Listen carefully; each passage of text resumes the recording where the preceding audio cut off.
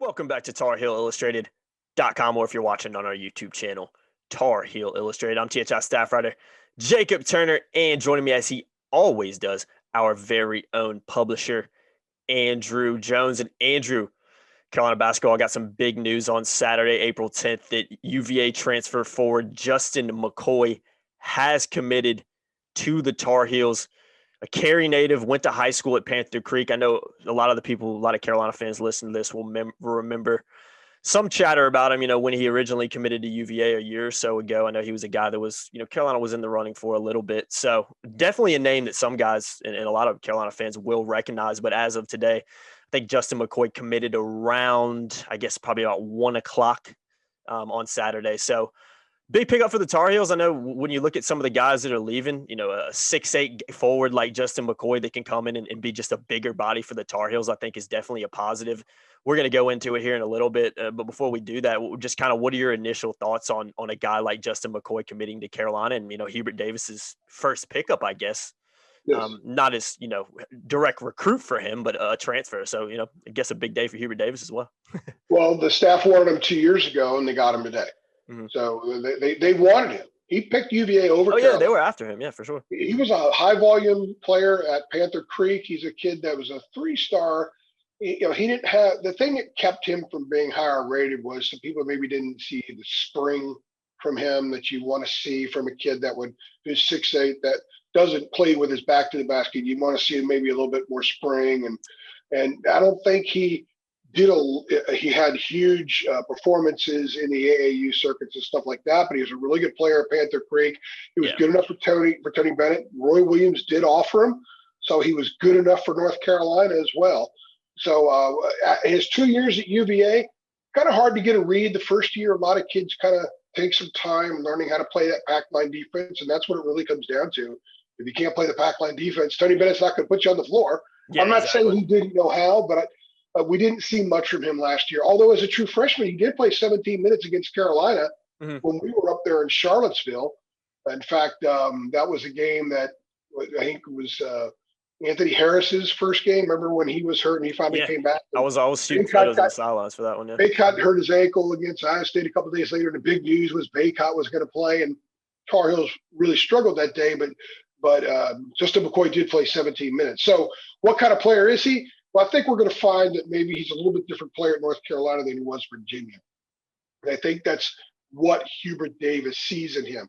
At Virginia this past year, I think he started 4 games, got a chance to play a lot, was a big part of the rotation early, and then he was a part of the rotation late. In the middle of the year, he didn't play in every game, and there were some games he played 4 minutes, 5 minutes, just kind of wasn't really a big part of things.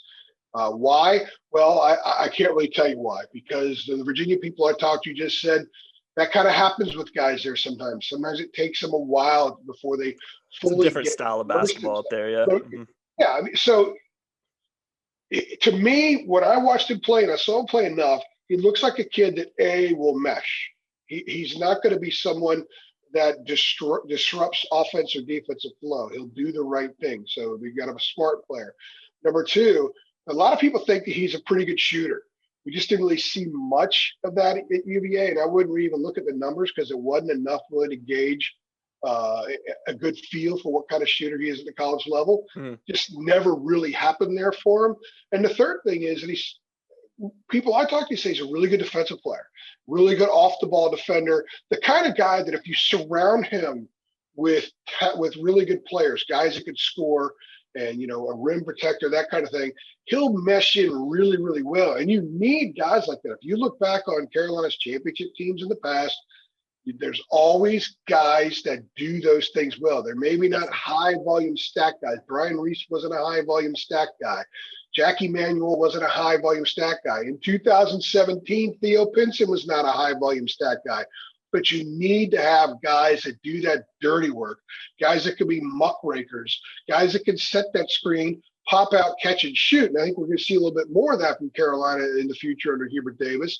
So I think Justin McKoy is a guy that they bring him in. He's got 3 years because he gets this past year back, and they have time to see how he evolves and fits into things. And he'll be an older, smarter part who at least has been through some ACC competition when they bring him on campus, and he's a part of what they got going next year. So I understand the pickup. And for people who are asking, it has absolutely nothing to do with Walker Kessler, whoever else they're going after. I don't think this is a one or the other situation.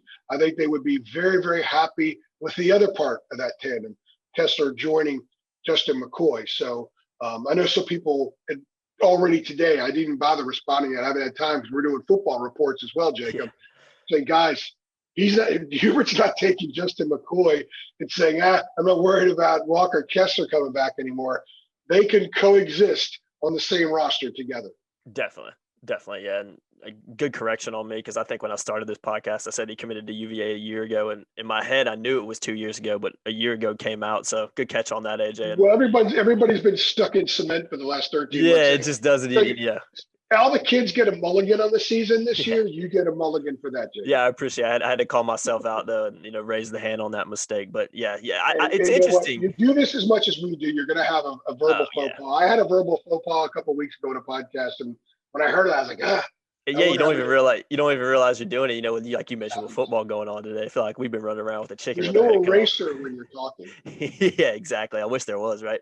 Yeah. But yeah, I think the defensive part that you brought up was an interesting one as well, in terms of him being a really good defender, from what you've heard from people kind of around the UVA program that cover them. Because obviously when you think about UVA and Tony Bennett, you think two things. You think a really slow pace of play, and you think defense. So I think a guy like McKoy coming in, even if, maybe he's not going to be that offensive threat that Carolina may be looking for, maybe they have to go somewhere else for that or have to rely on other guys for that. I think that's fine, especially when you kind of consider Carolina wasn't a good defensive team last year. I don't think I'm sugarcoating that by saying that. I think they struggled defensively a lot, and just bringing a guy in that can maybe be a lockdown defender alongside a guy like Leaky Black can maybe be a guy that you don't have to put Leaky on the other team's best players all the time. Maybe you can let McKoy switch in and out.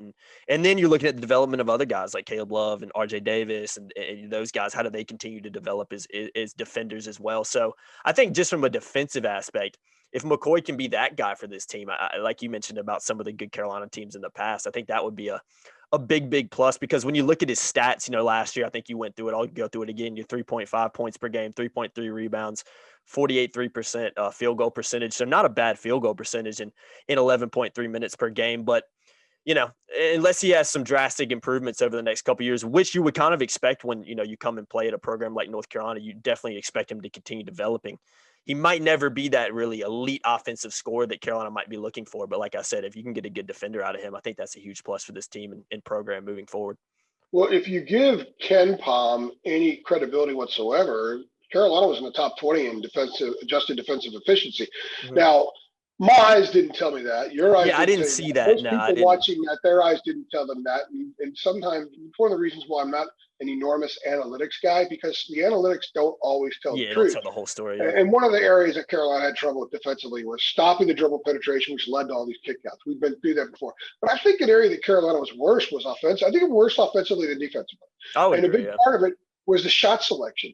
And Tony Bennett's teams, they play a slow pace of play. What they do is they're very married to the idea of getting the best shot possible.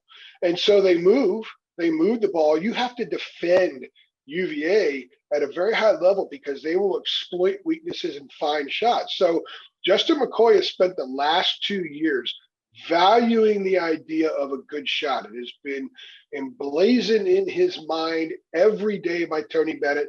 Take good shots, be patient, value a good shot.